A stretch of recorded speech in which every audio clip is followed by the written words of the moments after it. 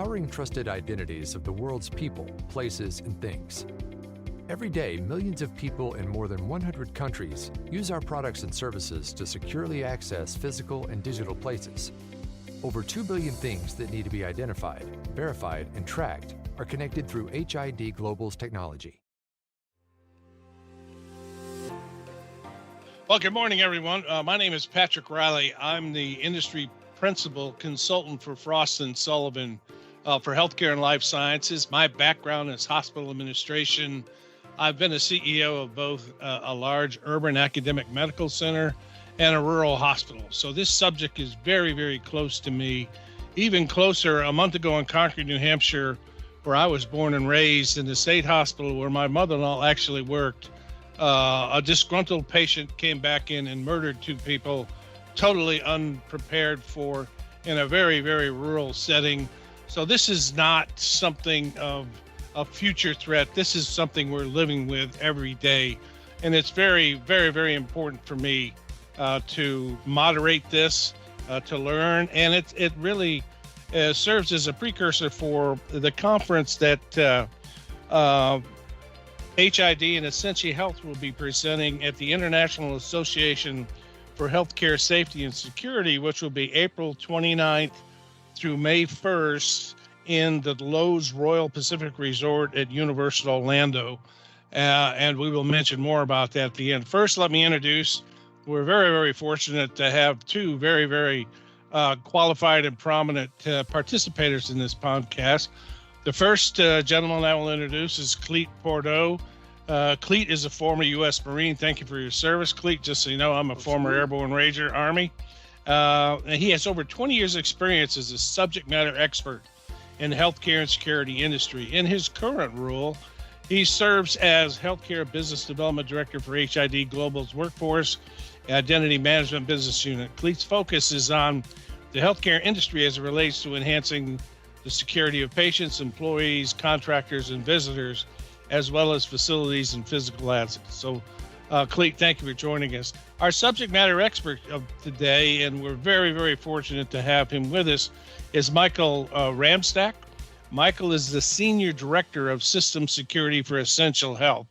Michael also has 25 years of law enforcement and private sector security leadership experience ranging from global, national, regional, and local. He holds many degrees, bachelor's and master's in criminal justice, and including pharmaceutical utilities where he's worked, and manufacturing, and most recently holding the position of Senior Director, as I mentioned, of Essentia Health. So, gentlemen, it's a pleasure to be with you this morning. I'd like to kick it off by, as we talk about visitor management and how it's evolved and how its need has never been greater, I'm wondering, Clete, about, is there a difference between visitor management in a large urban facility versus a community hospital? Unless you know, we have over 5,000 community hospitals in U.S. Clete, what's the difference? Is there a difference? And if you're in a rural hospital, should you be doing something different than you are in an urban hospital? Please, sir. Thank you, Pat. There's absolutely something to be done in every healthcare facility. That's my standpoint. Something should be done to forward healthcare security, primarily for the protection of staff and then, of course, patients at every healthcare facility in America, beginning there. But as to the actual differences, that's one of the reasons why we have a good friend Mike here. So I'm aware that things happen differently. From the vendor side, Mike's actually boots on the ground. So one of the reasons I chose Mike is because Mike has the urban experience, not just urban, but urban trauma, level 1 trauma center. That's a whole different ballgame. As far as violence, the patient population, the payer mix, like all that stuff is different. But then now Mike also has rural experience, and another reason I grabbed Mike is now that he has rural experience, it was kind of rural, and then now it's going super duper, like almost Canada rural. But then Mike still found the need to do something more with healthcare security. So I'm anxious to hear, what did you find? When you're getting way out there, what did you see that still made you peak up and say, I should do something, especially coming from urban level 1 trauma? And then we don't have him with us today, but we'll have him with us in April. Another friend is Craig. Craig came from Craig Crosby, I'm sorry. He came from a urban environment, Southwestern. He did it for decades. And then now he is urban/rural Texas. So I'm going to be very interested in April, like you said, at IAHSS to hear what Craig has to say. Like, what is he seeing now? And he's going to actually see them within the same healthcare system. He's going to have to administer certain visitation policies right in the heart of Dallas and then way out there somewhere in Texas. So very, very interesting. That's why I chose Mike. So, I got 2 cents, but I'm sure Mike has 4 cents as to what he sees coming out of level 1 trauma versus moving around a little bit more rural area. Go ahead, Mike. Yeah, no, thanks, Clete and Pat, for having me here today. I think, the biggest thing I see as a difference coming from, the urban environment and now, majority of our facilities, the 13 hospitals, are critical care, rural areas. And, there's a lot of challenges we face. Small towns, care, we still have, this perception of things are safe and we don't have problems. I think, one of the educations we've been doing as an organization is around, no matter where the facility is located, an ED is still going to get the same type of patients coming in, right?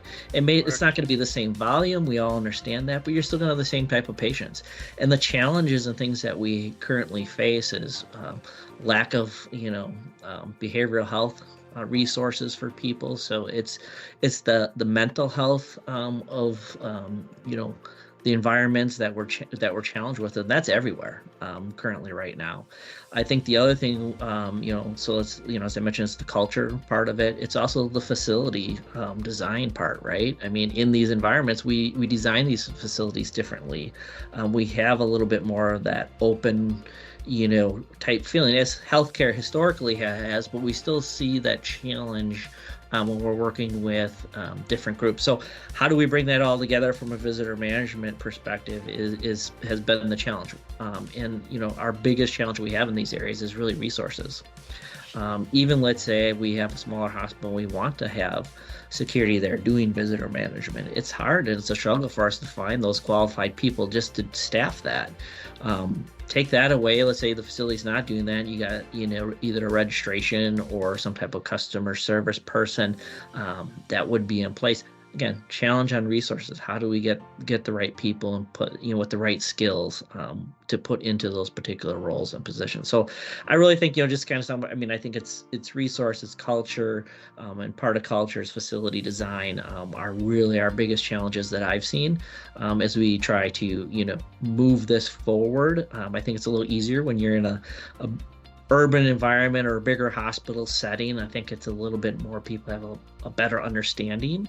But we have to be realistic about things in conversations I have. If you look at events that have happened across this country, they don't happen, they happen, but they're not happening just in the big cities. And that's everywhere. People's thought process. It's really, and why are we seeing it more in smaller rural areas, right? Well, there's less resources there to support. So, if I'm going to do something, that's what I'm looking at. Mike, you said something that I had actually never considered, but I'm going to say Chicago. I'm going to assume that there's more behavioral health resources via outlets, funding, etc. There's just more available help, I'm going to think, in Chicago than there is in downstate Centralia, Illinois, in the middle of nowhere. So that doesn't mean those problems aren't down there. That doesn't mean there's people that need that kind of care down there. I'm just going to assume, and I think you said it, Mike, the resources are not the same. Somebody in Minneapolis does not have the same resources for behavioral health as somebody smack in the middle of Wyoming. But that person still has to go somewhere for care. he or she still is going to wind up in someone's healthcare facility. Mike, was it you or it may have been someone else, but Mike mentioned culture. It's not going to happen in downtown Chicago. I'm in the suburbs of Chicago, so I use it as a continuous example. But because of where they are, and like Mike said, culture, and I don't remember if this was Mike's story, but because of where some of these places are located, it's nothing, Pat, for you to come in there with like a 2-foot machete, because that's where you work. It's what you do for work. It has to do with your lifestyle. That's the culture of that place. That's still a place of care with this incredible weapon, should you choose to not want to do the right thing. So I don't remember if that was Mike's story, if it was somebody else, but that's a real story I've heard from a security director that, because of where they are, it's nothing for people to come in the door with huge weapons. Absolutely. Well, from my experience as a rural hospital CEO, daily census 9, okay, Clete, in that rural setting, we would have meetings where we would be alerted by our security, but not a mega threat. But Bob Johnson came in the other day because the school reported that his daughter appeared to have been abused. She had bruises on her back. Well, Bob knows who the nurses are in the ER and the doctors are, so he has a personal vendetta because he's been reported to be a potential domestic violence perpetrator. So it gets very personal in the rural. So we would be asking questions. Okay, watch out for Bob. If he shows up, be very careful. So if I were to invite you to speak to my board, Michael, and you mentioned resources, what steps could I, as CEO and our board, immediately do in a rural setting to better position ourselves to the threat that Clete described? Please, sir. Yeah, really great question, Pat. I mean, I think, it's a unique question, certainly based on environment and those kinds of things. But one thing I'm always a proponent of is we always have to be careful of perception and then Right. What are the facts. And what does our data, demonstrate to us and represent to us? And I think data is what we use, to drive changes and what we need to put in place to keep people safe, right? Because sometimes we may have a incident, and maybe it's minor, but to others, because they don't have much, it seems to be a big thing, right?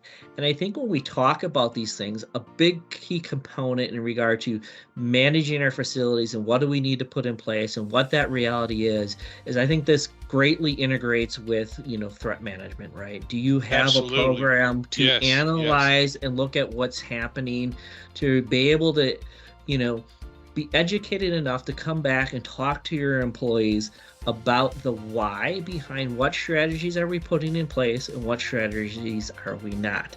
It's tough. I mean, it's as you mentioned, about the census, right, being 9. I mean, we have, EDs and locations where, after hours, we have 2 people in the hospital, and it may not be security.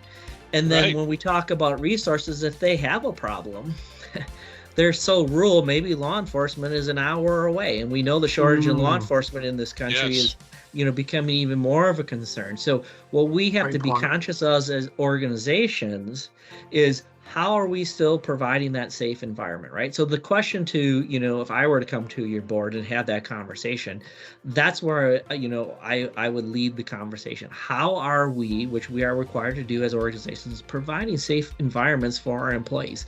Now, that's not going to be the same at every facility. I mean, we got to be realistic, right? No. I mean, there's things that, we all have to do as a business, and cost is certainly one of them. But one of my big things, and where I really like visitor management, especially a system that has the capabilities to, be spread across the system, not just localized to a desk, is we can share information, right, across the enterprise. Because the other thing we have to really think about, right, we're a mobile environment. People can go anywhere, and people do go anywhere. So to have that ability, to have that type of control and that type of communication is key. right? It's like using, Sure, if you sure. have an electronic record system and you're using flags or those different types of things for potential issues and concerns with, certain patients. It's that same type of communication, but from the visitor management standpoint, of having that, right at that entry point, right? Let's understand that before they're introduced into the environment and now potentially causing a problem. So I think that's where I would kind of lead and go with the conversation about, those different types of topics when trying to understand what do we do in these environments. And I believe in, we're working on a lot of initiatives right now and leveraging technology, because we Sure, understand we sure, got to make a shift, sure. right? We personnel isn't going to be the answer everywhere, but we can support and we can provide a safe place through technology as well. And so those are some of the things that we're looking at, because really it makes more sense for us. And so these are all key little components of that, right? I mean, visitor management is a technology solution as well as other things that we're doing. So that's, I guess, Pat, how I'd respond to that. Okay, very good. I'm sorry, Pat, I was going to key in on that one when he says, when he says visitor management is one side of it. And to be clear, it is absolutely a multi-pronged approach. Yes. What Mike has done and what I've seen, I mean, I toured a facility just a couple of weeks ago, and it was the same setup. I've seen it over and over again that people that are choosing to put visitor management in their ED, a lot of times it comes after weapons detection. These are also facilities that are going to put a premium on having some form of uniformed officer. These are also facilities that are either doing or giving a hard look at having some form of staffed arrest. Like it's, and of course there's smart cameras, mass notification. Like it really takes a multi-pronged approach. There is not a silver bullet for this.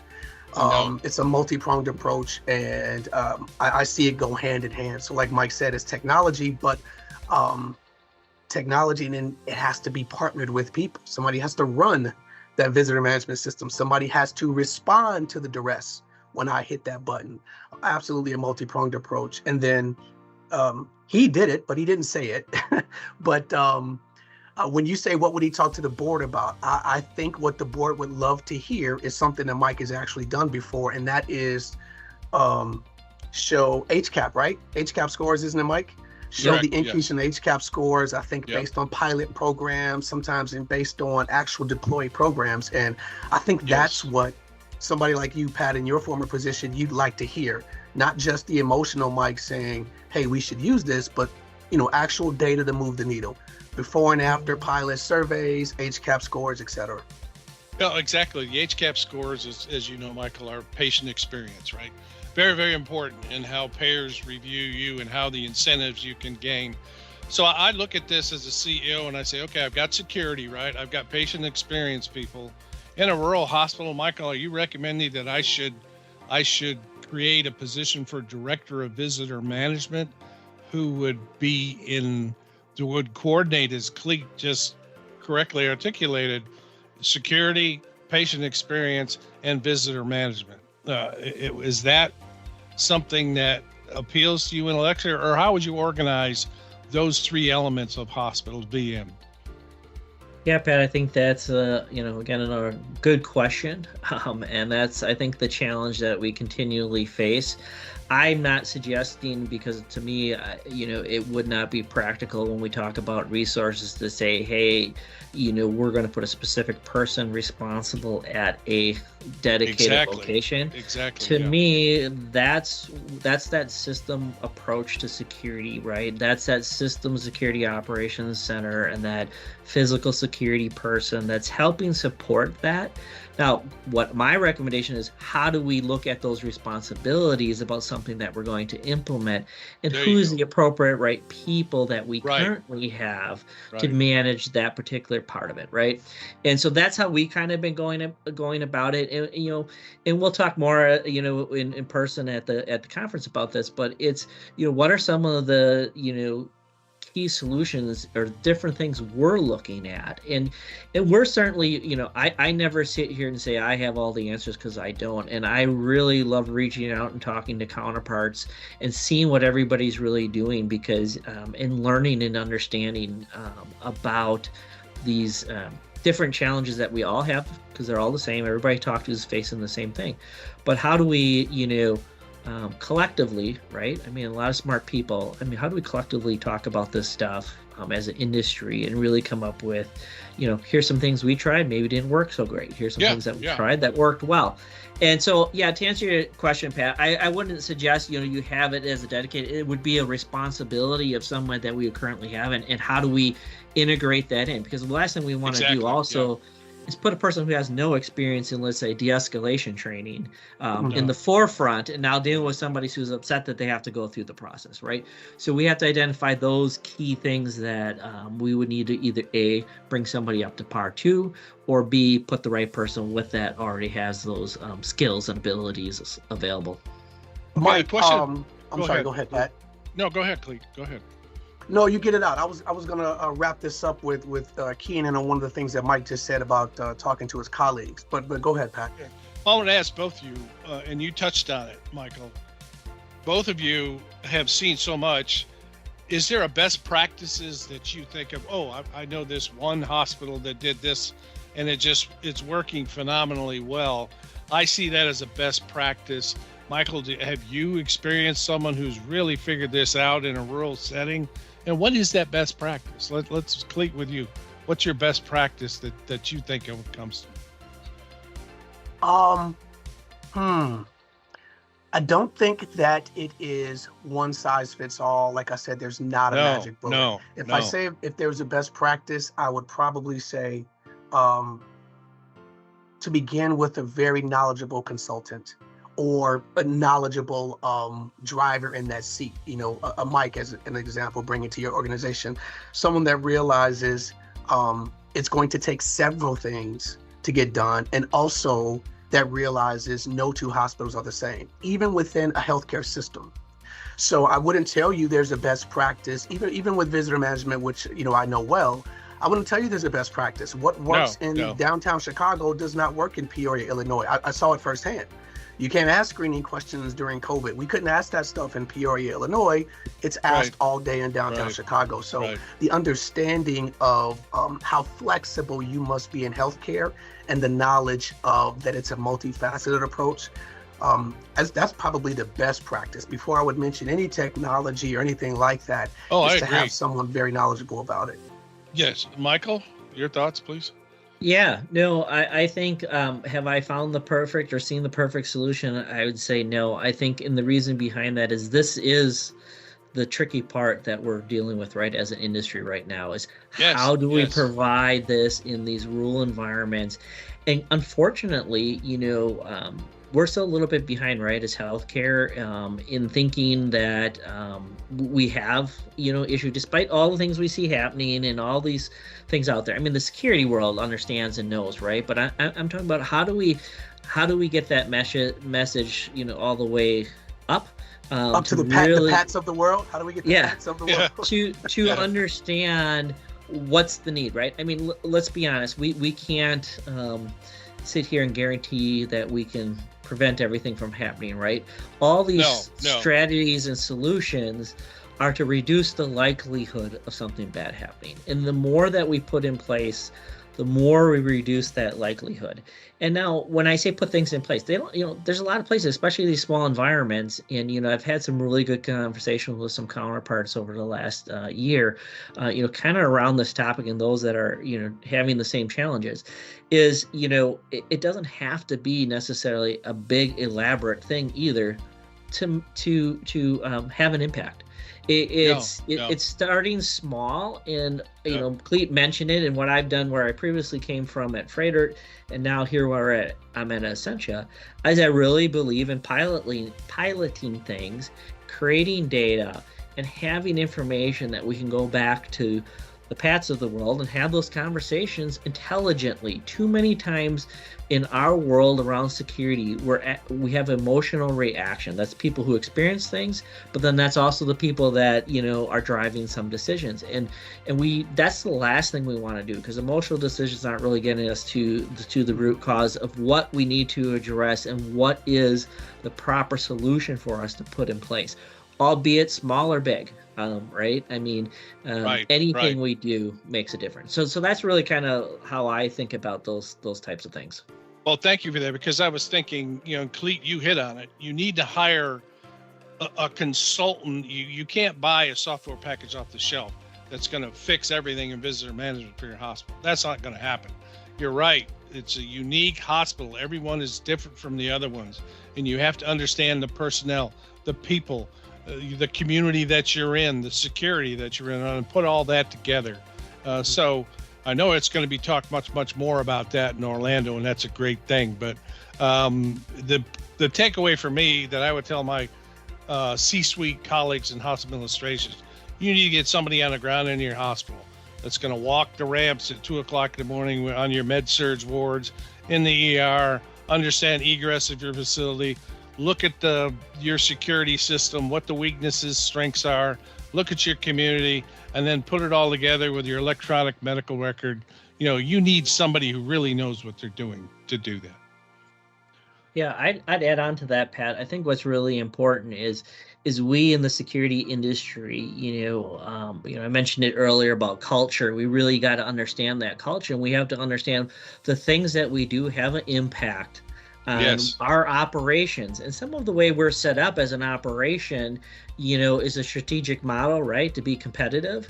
And the last thing we want to do is, how do we come in and provide that benefit of reducing those likelihoods while still maintaining what that strategy of the organization is. And that's not the easiest thing all the time, but it's possible. It's possible. And to your point, you have to get in there, you have to understand it. You're not going to be able to come up with a solution unless somebody really is looking at the totality of everything that's happening at a location or a site to understand what is the perfect or appropriate solution for that place. Because again, it's not going to be cookie cutter, because even internally in our own organizations, we have very different facilities, set up differently based on region and area and state, type stuff. So this has me pumped for IAHSS. So we are, in conclusion, it'll be more of myself moderating for Mike, but I think it'll be interesting, Mike, for us to be able to bounce your Midwest experience off Craig's Southwest experience. Absolutely. He may have totally different concerns. So I look forward to talking to you guys in Orlando. We will be down there April 29th to May 1st in 2024. Of course, thank you again, Mike. Always a pleasure to talk to you. And Pat, thanks for setting this up for us. My pleasure, gentlemen. I wish you all the best, good holidays, and Semper Fi to you, Clete. Thank you, sir. Yes, thank you, gentlemen.